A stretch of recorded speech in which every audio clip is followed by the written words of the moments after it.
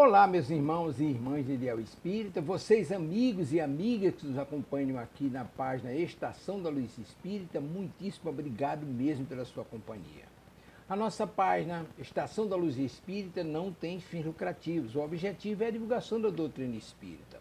E é por isso que nós reunimos aqui esta sede de matérias espíritas para que possa atender às suas necessidades, estudo, lazer, pesquisa. Você encontra aqui na nossa página Estação da Luz Espírita os livros da codificação, obras suplementares, entrevistas, palestras e os programas da Web Rádio Estação da Luz de Natal e Web Rádio Cristo Consolador de São Paulo. Ou seja, um acervo que atenda às suas necessidades, sem fins lucrativos. O objetivo é a divulgação da doutrina espírita. E agora eu convido você para nos acompanhar na reprodução de mais esse trabalho imperdível. Muito obrigado mesmo pela sua companhia e vamos juntos!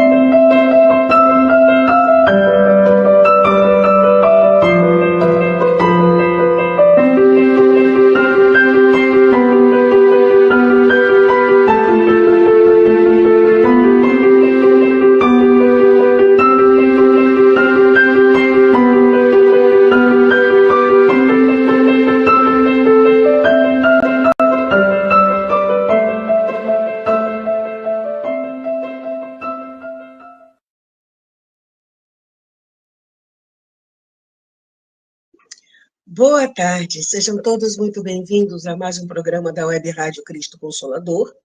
E hoje é dia do programa Contos e Casos Espirituais. Desse livro aqui, estamos usando os casos reais dos nossos companheiros em uma sessão mediúnica. O de hoje, crime de eutanásia. E para a gente começar bem, vamos fazer a nossa prece. Graças a Deus, Pai, pela vida. Graças a Deus pelas suas leis que regem os nossos passos. Graças a Deus pela lei de justiça, amor e caridade que Jesus veio nos ensinar. Gratidão a Jesus pela sua piedade imensa pelas nossas fraquezas. Sempre repetindo os seus ensinamentos através dos seus benfeitores espirituais, seus mensageiros que chegam até nós. Gratidão a Maria, que já nos ensinou que seja o que for, isto também vai passar. Gratidão pela nossa imortalidade, gratidão aos benfeitores espirituais que estendem as mãos para nós, sejamos nós encarnados ou desencarnados. Gratidão. Que todos nós, encarnados e desencarnados, possamos estar em paz na tarde de hoje. Graças a Deus. Pergunta número 1. Como você está se sentindo hoje? Deixa eu ajeitar melhor aqui o celular, que eu estou quase entrando na cara de vocês. Menos. Melhorou. Como você está se sentindo hoje? Pergunta 2. A água está por aí?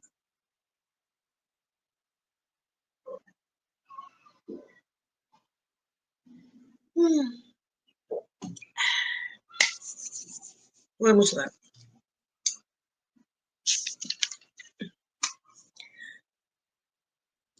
E o nosso amigo tem uma visão toda própria sobre a eutanásia que ele fazia.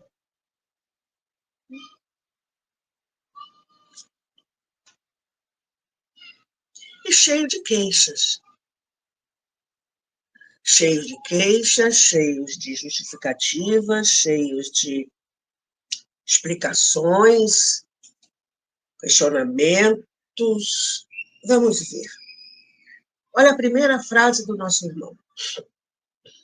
Não é necessário ser juiz para aquilatar toda a profundidade da minha inocência.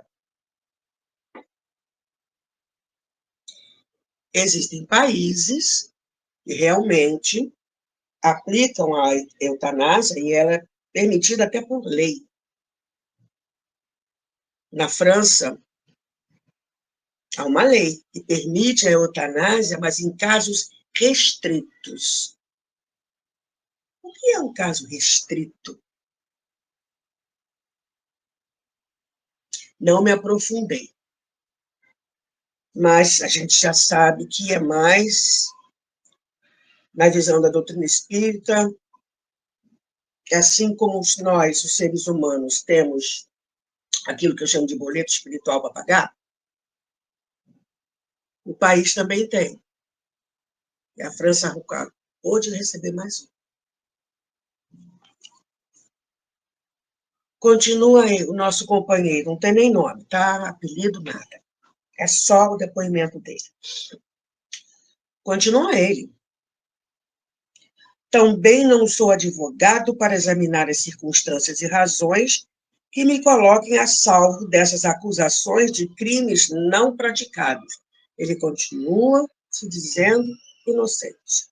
Sou médico e, na minha condição de discípulo de Esculápio, segui a consciência.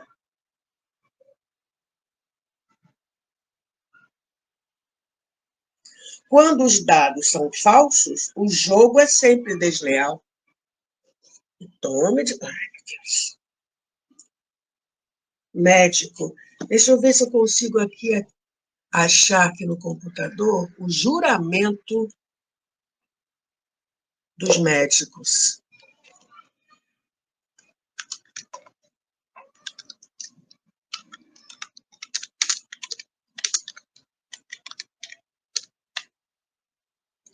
Juramento dos médicos na formatura. Vamos ver aqui.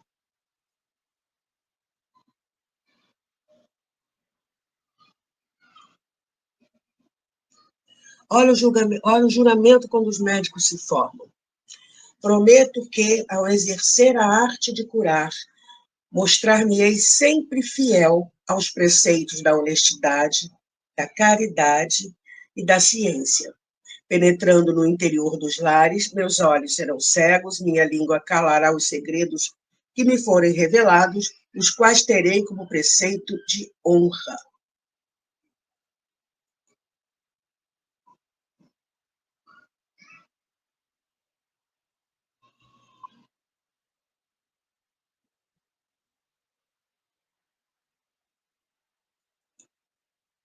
Isso aqui é baseado em Hipócrates.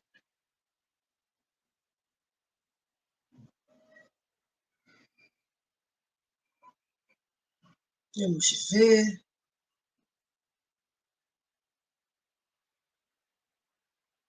É esse, né?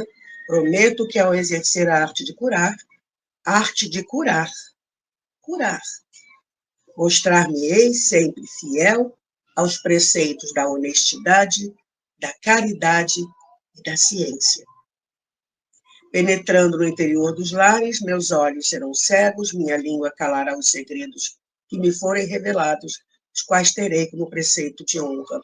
E aí eu me lembro de um trailer de um filme. Estava vendo uma série de estudantes de medicina ainda, acredito eu,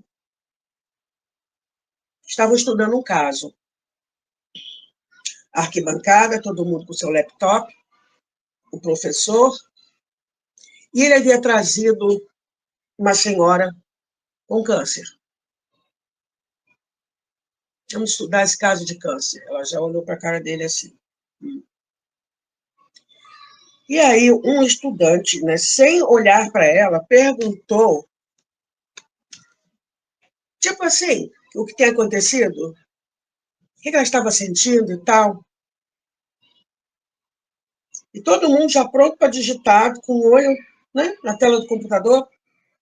Ela vai até o rapaz que perguntou e fecha o laptop na cara dele. Pá! Todo mundo faz assim. Mais ou menos, tá? O diálogo está mais ou menos, não é exatamente isso, mas é muito interessante. E ela olha para a cara dela e fala assim, olha para mim, que está olhando para baixo. E ela repete, olhe para mim. Aí devagar ele levanta o olho. Mais ou menos ela fala assim, prestem atenção nos seus pacientes. Dá uma bronca nele, aí o professor se mete. Não é assim, não. É assim, sim. Vocês precisam aprender a sentir o quê? Prestar atenção, tipo assim, ter empatia por aquilo que os seus pacientes estão sentindo. Aí eles ficam todos assim. Inclusive o professor fica sempre assim, eu não sou um caso, eu sou uma pessoa, eu tenho sentimentos, eu estou com medo, eu preciso que alguém segure na minha mão e me ajude. Olha, achei sensacional isso. E aí a gente vê esse nosso companheiro, sou médico, na minha condição de discípulo de Esculapo, segui a consciência. Na hora de se formar, o juramento foi esse ali que eu acabei de ler. E ainda vai reclamando. Quando os dados são falsos, o jogo é sempre desleal. Diante das conjunturas que não permitem uma visão global dos acontecimentos, qualquer técnica de julgamento é arbitrária. Como assim?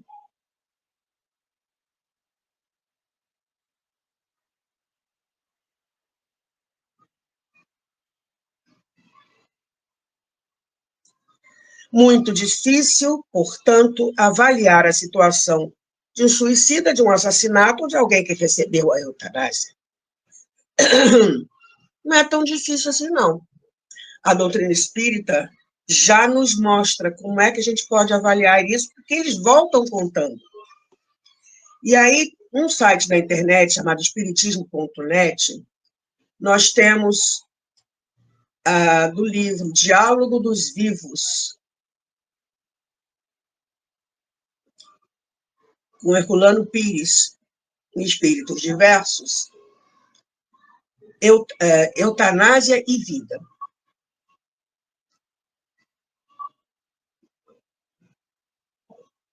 A seguinte mensagem. Amigos da Terra perguntam frequentemente pela opinião dos companheiros desencarnados com respeito à eutanásia e acrescentam que filósofos e cientistas diversos aderem hoje à ideia de se apoiar longamente à morte, administrada, seja por imposição de recursos medicamentosos ou por abandono de tratamento. Declaram-se muitos deles confrangidos diante dos problemas das crianças que surgem desfiguradas no berço ou à frente dos portadores de enfermidades supostas irreversíveis, muitas vezes em estado comatoso nos recintos de assistência intensiva. CTI. Alguns chegam a indagar se os pequeninos excepcionais devem ser considerados seres humanos.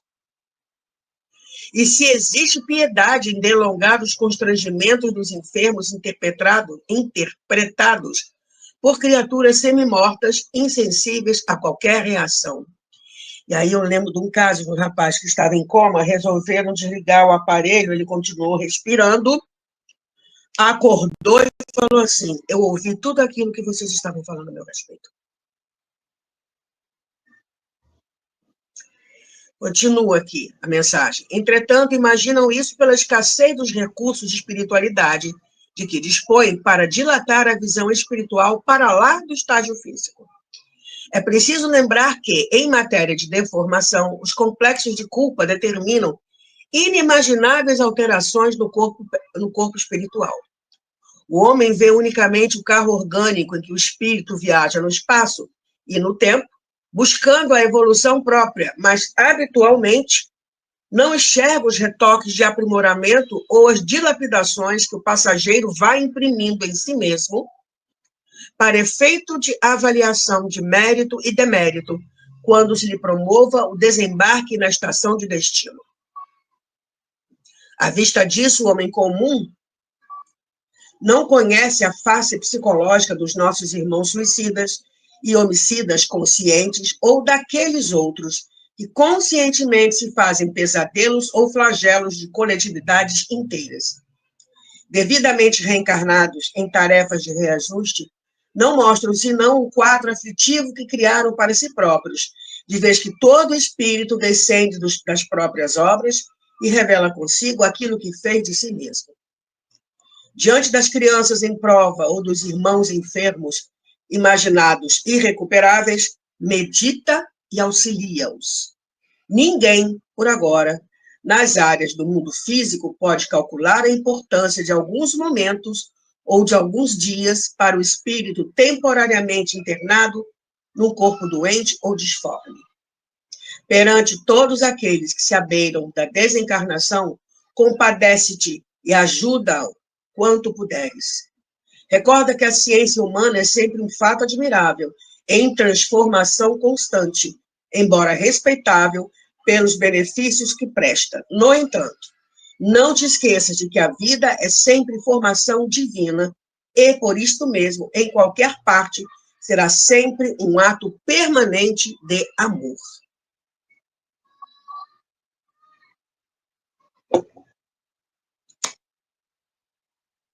Né?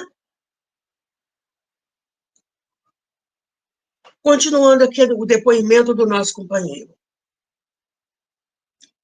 Advoguei sempre a eutanásia como paliativo para as aflições dos irrecuperáveis. Depois das arbitrariedades cometidas, Nero não teve coragem de suicidar-se. No entanto, foi auxiliado por um soldado que lhe consumou a existência miserável. Um assassinato e um suicida. Calígula, olha o desculpismo, né? Ele quer provar o ponto de vista dele baseado em casos, né? Assim, Calígula, depois de todos os crimes perpetrados, para ceder o lugar ao seu tio Cláudio, teve a vida encerrada pela conspiração de Cassius Querrias, um assassinato. Mas, antes deles, Marco Antônio e Cleópatra, vendo ruir as suas ambições no Egito, refugiaram-se no suicídio, para evitarem as dores inenarráveis que os aguardavam. O orgulho os levou ao suicídio. Né? São fatos de ontem, mas a história de hoje nos mostra a figura abominável de Adolf Hitler, no seu refúgio de Berlim, suicidando-se para evadir-se a uma morte mais desventurada. Desventurada?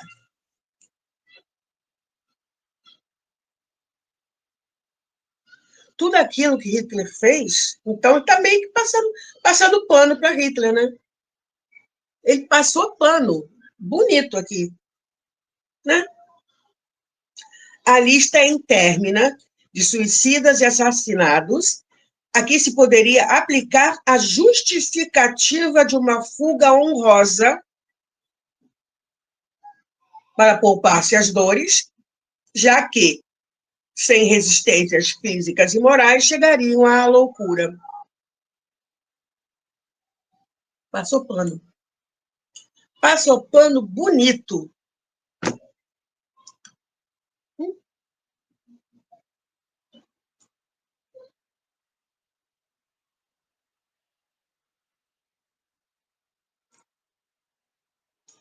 E aí, irmão Saulo nos fala assim: piedade assassina. A eutanásia é uma questão de lógica. Se partirmos da premissa que a morte é o fim, chegaremos naturalmente à conclusão de que matar um doente incurável ou uma criança é um ato de piedade. Mas, se partirmos da premissa de que a morte é apenas o fim de uma existência, nossa piedade será assassina. Uma premissa falsa nos leva a um raciocínio criminoso. Para raciocinar de maneira certa, precisamos dispor de dados certos sobre o problema que enfrentamos. O materialismo só conhece o corpo e não leva em conta a existência da alma. Ignora por completo o sentido da vida. Seu raciocínio sobre a eutanásia se funda na ignorância. O espiritualista sabe que a alma sobrevive ao corpo, mas nem todo espiritualista conhece o processo da vida. Seu raciocínio sobre a eutanásia pode levá-lo a um sufisma, passar pano, né? Como nosso amigo aqui. Não, se eles não fizessem isso, eles iam enlouquecer. Mas o espírita sabe que a vida é um processo de evolução e que cada existência corpórea é o resultado das fases anteriores desse processo. O espírita dispõe de dados seguros e precisos sobre o fenômeno biológico da morte. Esses dados, obtidos nas experiências científicas do espiritismo, estão hoje sendo confirmados pelas pesquisas parapsicológicas e físicas sobre o transe da morte. Basta a descoberta do corpo bioplasmático, que a gente chama de perispírito, pelos físicos e biólogos para divertir os espíritos sistemáticos de que podem estar enganados. Os inquisidores medievais queimavam supostos hereges em nome da caridade para livrá-los do fogo eterno do inferno. Os materialistas atuais pretendem abreviar a morte em nome da piedade racional. Elas por elas, temos o dogmatismo da ignorância tripudiando sobre os direitos da vida. A mensagem de Emmanuel é uma advertência da razão esclarecida e deve ser meditada em todos os termos. Não basta lê-la, é preciso estudá-la.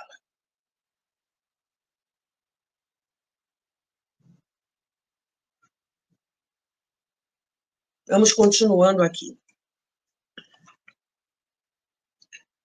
A medicina, por sua vez, olha, continua aí. No largo processo da sua literatura histórica, não se exime de aplicar recursos mediante terapias misericordiosas, como bem recentemente se fazia em relação aos alienados mentais violentos, como a lobectomia. Transformava o cara num robô ao operar o cérebro, reduzindo-o a parvos, incapazes de raciocinar, tornados marionete nas mãos de familiares caprichosos. No entanto, se lhes poderia aplicar a morte, num ato de piedade,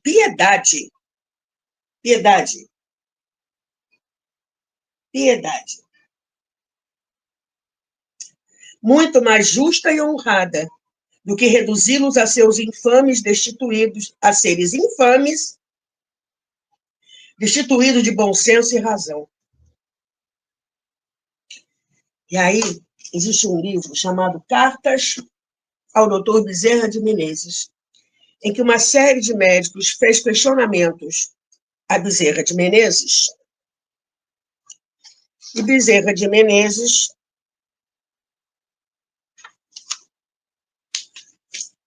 respondeu psicograficamente.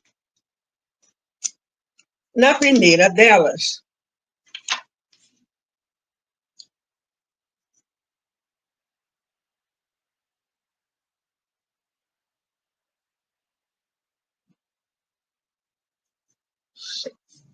o médico pergunta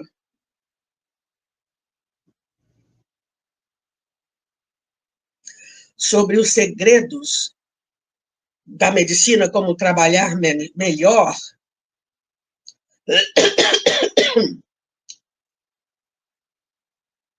porque ele tem muitas dúvidas, muitas inquietações a respeito dele mesmo como médico, né?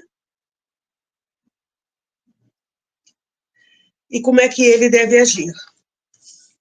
E Bezerra, entre outras coisas, responde o seguinte: caro acadêmico, questiona com fidelidade de tua alma o porquê de ser médico? Não há na alma resposta plena e acabada para tal. A lei que rege a reencarnação não tem fórmula matemática absoluta, e os caminhos assumidos pelos homens podem ser utilizados de variadas maneiras. Cada experiência, cada passagem na estrada da evolução é oportunidade de crescimento e transformação. Para tal, basta que cada espírito tome a responsabilidade da sua tarefa e atue de conformidade com a lei maior. Não há no propósito divino posições quaisquer que devam proporcionar destaque efêmero às criaturas em suas viagens em direção à plena felicidade. A maior honra da alma em sua caminhada é de poder servir. Não agir de tal forma é se perder no cipoal das lutas humanas ou adiar os dias de libertação.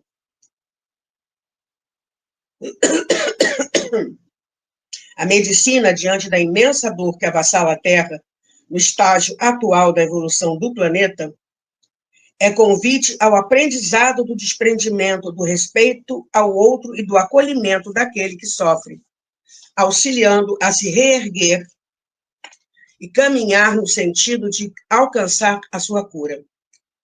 Ser médico é ser terapeuta, é oferecer-se para mostrar ao que sofre que há caminhos de melhora, e somente se cura quando o espírito, vencendo as suas imperfeições, cumpre a lei, através da realização plena em si mesmo de todas as virtudes.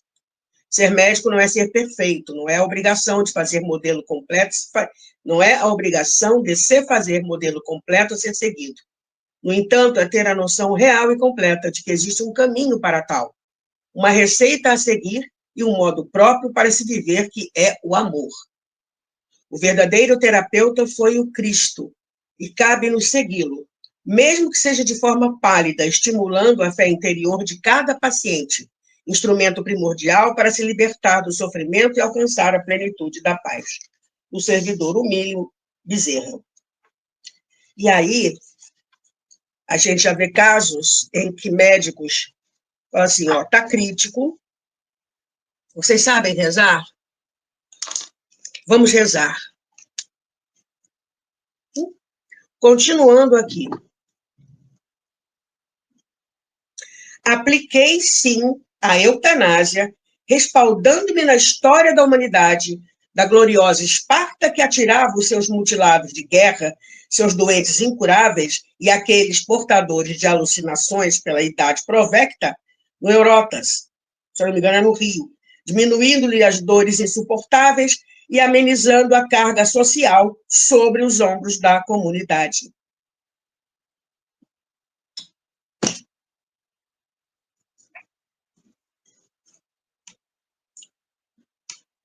Voltamos ao Dr. Bezerra de Menezes. Outra carta. E aí,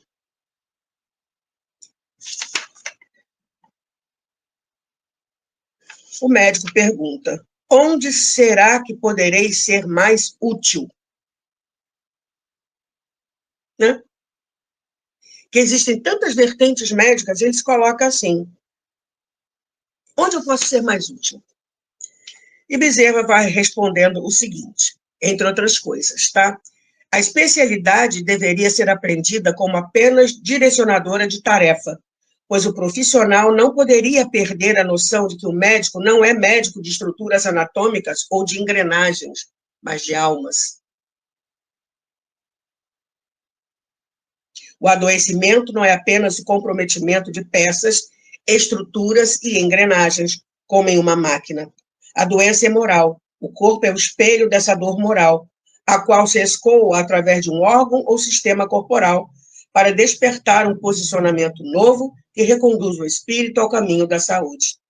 O problema real não é a especialização profissional, mas a postura do facultativo, ao passar a se limitar à visão das partes, esquecendo-se da totalidade do espírito e de que a dor verdadeira e comprometedora é a da alma. Quando se compreende que a reencarnação é etapa, que o corpo é instrumento, que a passagem pela vida terrena é apenas nova oportunidade e que o referencial verdadeiro é o espírito imortal, o médico ou profissional da saúde não se deixa limitar à sua área de atuação. Ele transcende, pois vê no paciente um irmão, vê na sua doença um sinal e entende que a relação médico-paciente é a chance para que ambos aprendam, cuidem-se e, mais do que isso, cuidem de si mesmo, si mesmos, na tão falada autocura. Ele vai falando mais coisas e do servo Mílimo Bezerra.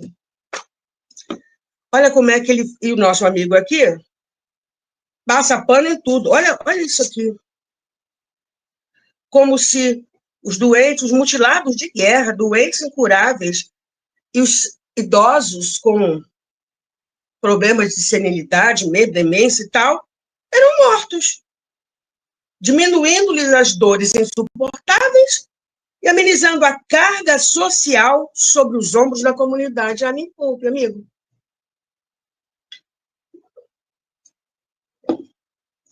Continua ele falando.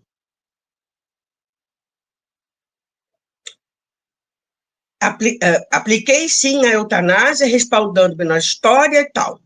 Várias tribos americanas, sem nenhum contato com a civilização da Magna Grécia, também recorreram e recorrem ao mesmo expediente, levando seus idosos para morrerem no alto das montanhas, vitimados pela inanição da fome. Quando os espíritos dos seus deuses os vêm buscar, poupando-os a carga infamante de dores desumanas e retirando da responsabilidade do clã o peso das suas vidas inúteis.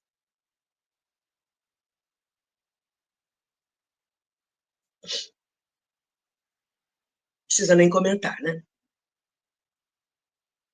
De novo, são vidas inúteis, carga social para os ombros da comunidade, né? A morte daqueles loucos é um ato de piedade. Seres infames, destituídos de bom senso da razão. Continua.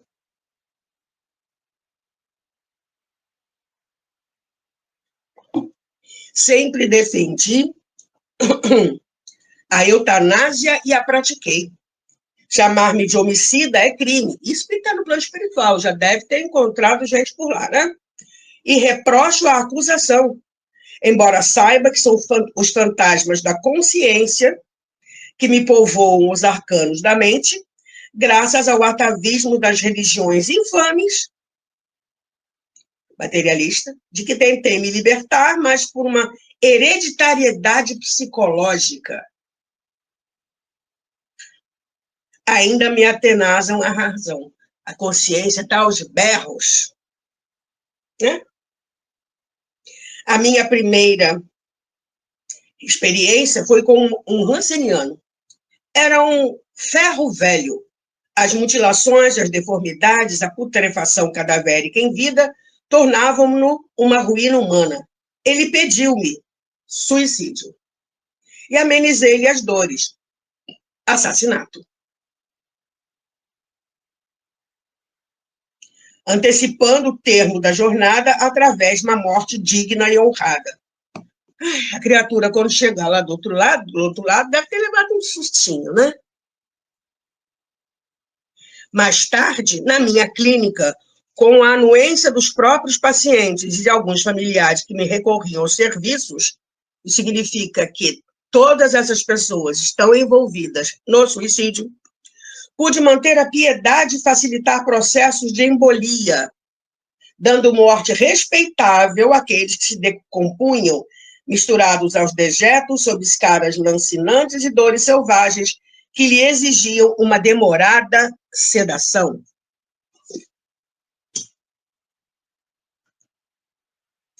Vamos continuar agora aqui com o Pão Nosso. Cadê? Está aqui. Piedade. Mas é grande ganho a piedade com o contentamento. Paulo, na primeira epístola a Timóteo, capítulo 66.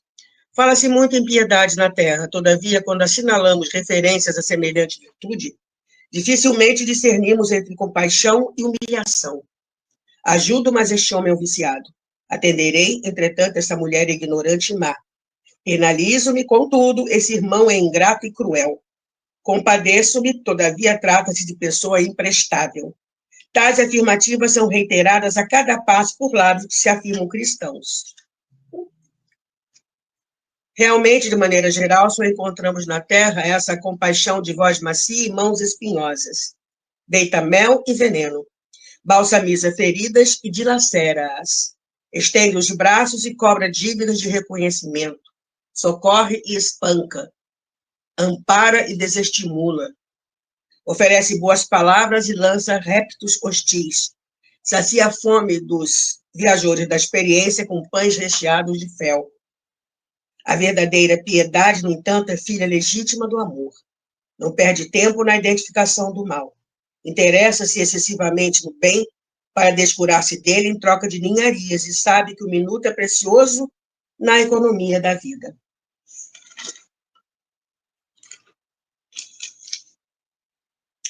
O Evangelho não nos fala dessa piedade mentirosa, cheia de ilusões e exigências. Quem revela energia suficiente para abraçar a vida cristã encontra recursos de auxiliar alegremente. Não se prende às teias da crítica destrutiva e sabe semear o bem, fortificar-lhe os germes, cultivar-lhe os rebentos e esperar-lhe a frutificação.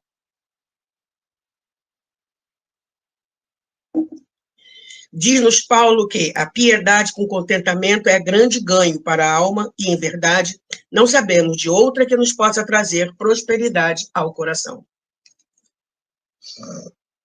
Continuando.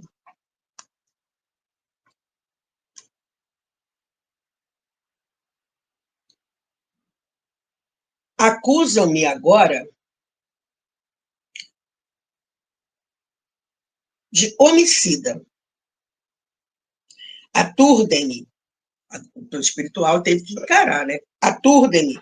Ameaçam-me cortar os tendões para deixar-me na imobilidade, arrancando-me também a língua, para que a mente apenas acompanhe a minha desgraça ou o deteriorar da minha consciência. Acusam-me dizendo que o soro antidifterico chegou à humanidade minutos depois que um médico matou a filha, para a qual não tinha possibilidade de esperança, e dizem-me que a função da ciência médica é aguardar, mantendo a esperança. Discordo veementemente que a esperança para uma metástase neoplasia maligna que se alastra desarvoradamente, levando o indivíduo à loucura ou à insupitável desejo de morrer para aliviar-se deva ser mantida. Gente, hoje em dia, mesmo que tenha chegado ao fim da vida, né, as coisas podem reverter. Divaldo contou um caso de uma mulher, espero que dê tempo, de uma mulher que desenvolveu um câncer por autopiedade, porque ela era casada com um homem muito bonito, um cara, um super marido, e as mulheres com inveja assim, nossa, seu marido é isso, seu marido é aquilo, e ela começou a colocar na mente que ela não era merecedora. O câncer se instalou, e até o fim, ela já, né, caminhando para o fim, o marido pedindo para ela, não me deixa, eu amo você, fica comigo, e os filhos também e tal. Então, ela começou a reverter, eu quero viver, eu quero viver, eu quero viver, eu quero viver. Ela se curou do câncer. E hoje em dia, mesmo que o câncer não tenha mais cura, existem os tratamentos paliativos que o doente recebe em casa. Não sente dor e parte com tranquilidade. E aí, Emmanuel nos fala também no Consolador, na questão 106, a eutanásia é um bem nos casos de moléstia incurável? Emmanuel, o homem não tem o direito de praticar a eutanásia em caso algum, ainda que a mesma seja a demonstração aparente de medida benfazeja. A agonia prolongada pode ter finalidade preciosa para a alma, e a moléstia incurável pode ser um bem, uma única válvula de escoamento das imperfeições do espírito em marcha para a sublime aquisição de seus patrimônios da vida imortal.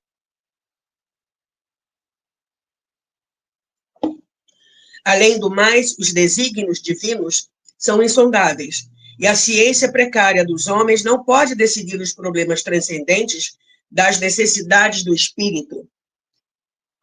E no Evangelho segundo o Espiritismo, No capítulo 5, Bem-aventurados os aflitos, no item 8, Kardec nos lembra que as tribulações podem ser impostas a espíritos endurecidos ou extremamente ignorantes, para levá-los a fazer uma escolha com conhecimento de causa.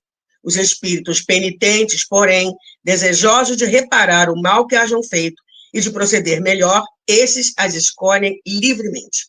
Tal o caso de um que, havendo desempenhado mal tua tarefa, pede-lhe a deixa de recomeçar, para não perder o fruto de seu trabalho.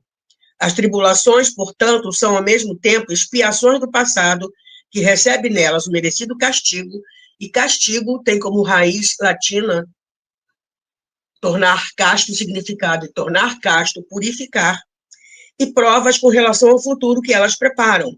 Rendemos graças a Deus, que em sua bondade faculta ao homem reparar seus erros e não o condena irrevogavelmente por uma primeira falta. E no um livro de André Luiz, que eu estava vendo o desligamento, né? O cara estava indo embora já, os técnicos da espiritualidade já estavam lá. Um espírito totalmente fala, resignado e tal. Mas ele começou a ver o plano espiritual e começou a ver o plano espiritual dos outros, porque ele estava num sanatório, num hospital. Aí ele começou a gritar, estou vendo isso, estou vendo aquilo. Aí o que o médico fez? Pimba, apressou a morte. E os técnicos lá, tentando correr para desligar o espírito, não deu tempo. Ele ficou muito tempo ainda preso ao corpo, no momento do desligamento.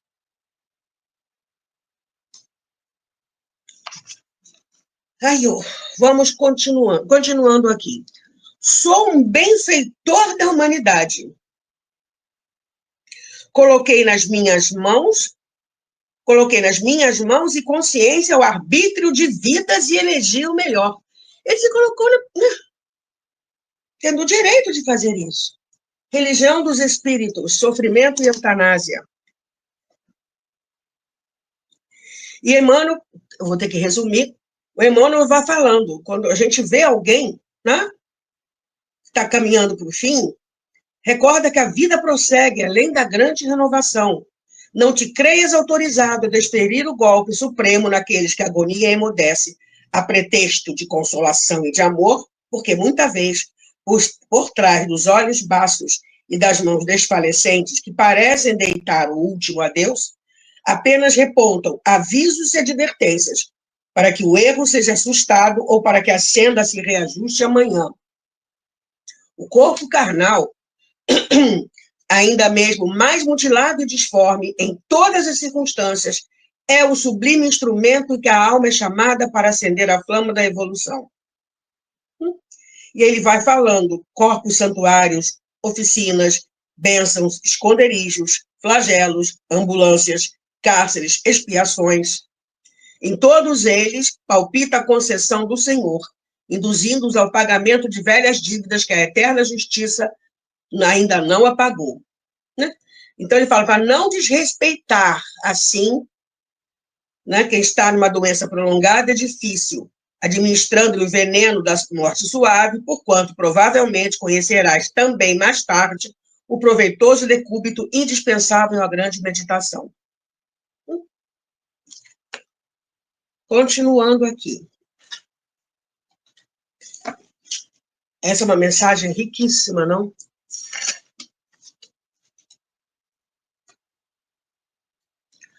Olha o desculpismo. Se eu os matei por anuência deles, eles são suicidas, e se assim o são, por que me acusam? Se é um fato o que me apresentam no delirar da minha mente aturdida, como compreendê-lo?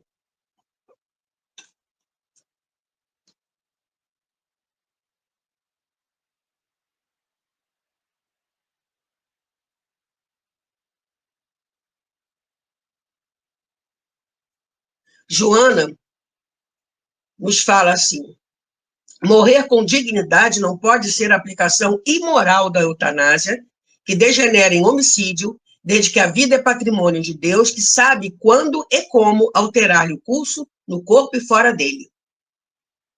Suicídio covarde, quando lhe cabe o dever de preservar o corpo até que este cumpra a finalidade para a qual foi elaborado.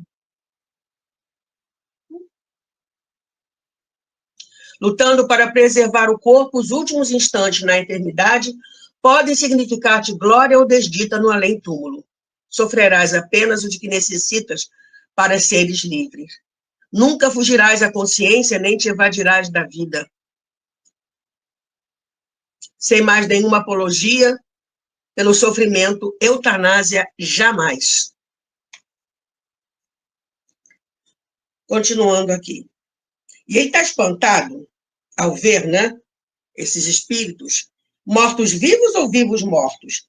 Falta um largo passo para penetrar-se na natureza humana e poder aquilatar-se o binômio corpo e psiquismo ou trinômio ser, enteléquia e não ser.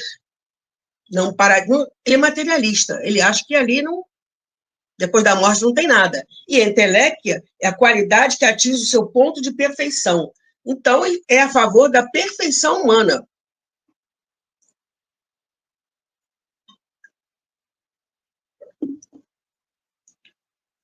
A verdade é que eu sou um benfeitor e sofro. Esclerosado, talvez, ou nos últimos vagidos, resquícios de uma sobrevivência mental, quando a matéria se diluiu, putrefata na vala comum dos desgraçados, prossigo pensando. Ele não acredita que existe vida após a morte. Beneficiei a humanidade e sofro. Sou a mão da justiça que agora experimenta a espada dessa justiça. Quem me pode julgar sem me acusar? Não considero vítimas minhas os que aliviei, senão beneficiados pelo meu gládio. Gente, peraí, paga.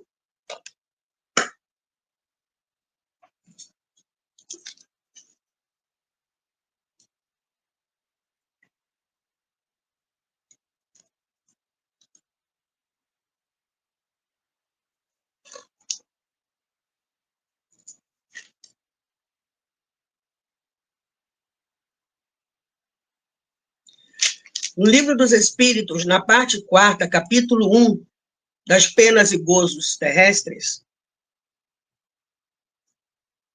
comete suicídio o homem que perece vítima de paixões que ele sabia lhe haviam de apressar o fim, porém a que já não podia resistir por havê-las o hábito mudado em verdadeiras necessidades físicas, é um suicídio moral.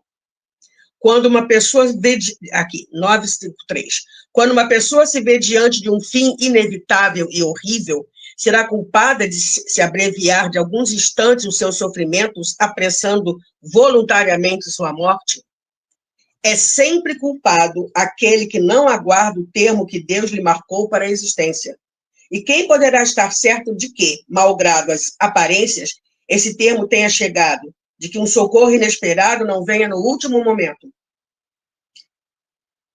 Concebe-se que, nas circunstâncias ordinárias, ou seja, comum, o suicídio seja condenável, mas estamos figurando o caso em que a morte é inevitável e em que a vida só é encurtada por alguns instantes. É sempre uma falta de resignação, de submissão à vontade do Criador.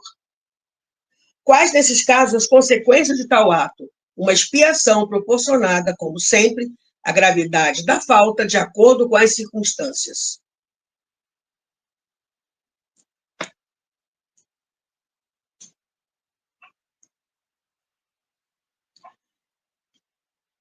Quem me pode julgar sem me acusar? Não considero vítimas minhas os que aliviei, senão beneficiados pelo meu gládio, a espada dele. Necessito de repouso, do longo repouso da consciência que vai mergulhar do nada, de Herbert Spencer, cuja doutrina abracei na demonstração de que a morte é a liberdade, o fim da vida, o apagar da mente. Herbert Spencer foi um pensador, um filósofo, que, baseado na teoria da evolução de Darwin, surgiu o darwinismo, o darwinismo social. Darwin falava nas espécies, na evolução das espécies, e que as mais aptas, né, sobrevivem e tal. E Herbert Spencer puxou isso para a sociedade humana. Para a sociedade, né? Em que a sociedade estaria dividida em raças superiores e inferiores. E os menos aptos física e intelectualmente deixariam de existir. Então, quando o nosso amigo vem falando, né, que Esparta, né, vem justificando o que ele falou, por que em vez de fazer lobotomia não matava um louco incurável, né? A lista intermina de suicidas e assassinados, justificativa de uma fuga honrosa para poupar-se dores, que já sem resistências morais, físicas e morais, chegariam à loucura. Os outros, que, né, tirar da responsabilidade do clã, ou da família, daqueles que concordam com isso, o peso de suas vidas inúteis. Em Esparta, matando os dementes, os idosos senis, os doentes incuráveis, mutilados de guerra, né? Gente, isso é preconceito, isso é racismo, e está ali, paralelo, bonitinho, ao fascismo e ao nazismo. Então, com a desculpa que vai aliviar a dor, ocorre suicídio e assassinato, ou assassinato, né? Aqui no Brasil, nós, é vulgarmente conhecido como chazinho da meia-noite.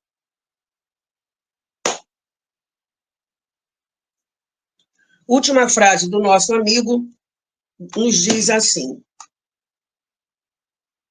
mas arrastam-me a um tribunal, a um julgamento e eu sou inocente. Não, amigo, você não é. Para encerrar, cartas do Dr. Bezerra de Menezes, página 127, 128, o médico coloca que vê tanta falta de empatia diante da dor e do sofrimento, tanto do paciente quanto da família do paciente.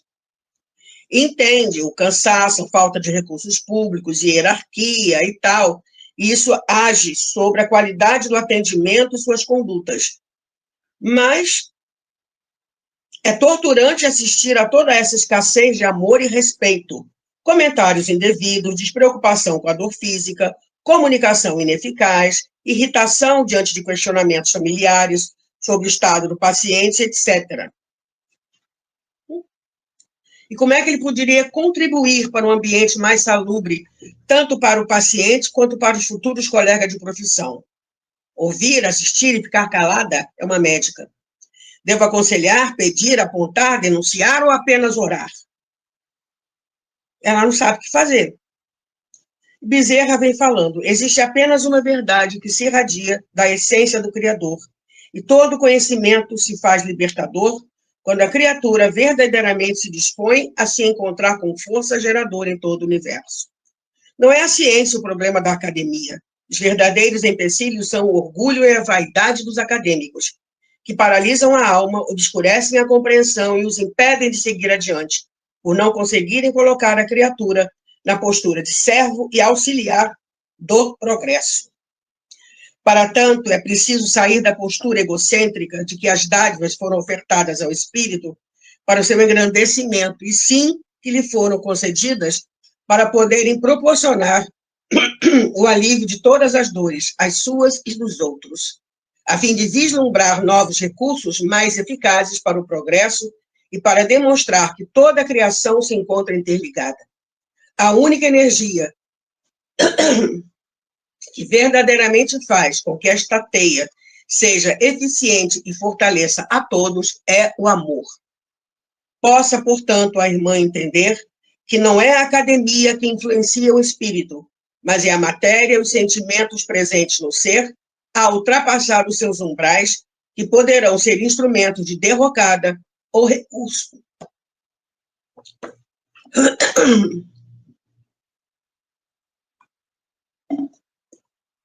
Ou recurso para a felicidade. Muita paz, do servo mínimo Bezerra.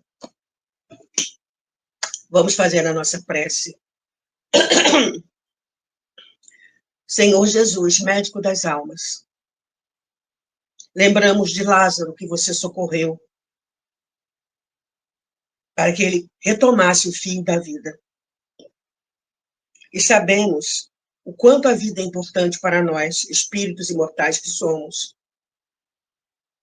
Tem piedade ainda, Senhor, por acréscimo de misericórdia, daqueles que ainda praticam, acreditam ser a eutanásia a solução de tudo. Lembramos da sua frase, Senhor, no seu desencarne: Pai, perdoa, que eles não sabem o que fazem. Eles não sabem, não acreditam, não sabem que a vida continua. E continua de acordo com aquilo que nós escolhemos fazer com o nosso livre-arbítrio. Que seus mensageiros do bem, que Bezerra de Menezes, seus falangeiros, possam intuir as pessoas a ser médicos melhores,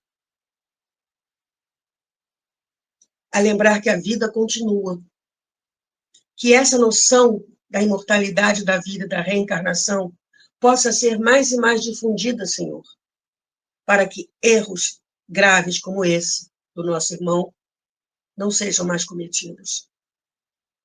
E que também leve esperança àqueles que acham que a morte é o fim de tudo. Gratidão, Senhor, pela sua piedade para conosco.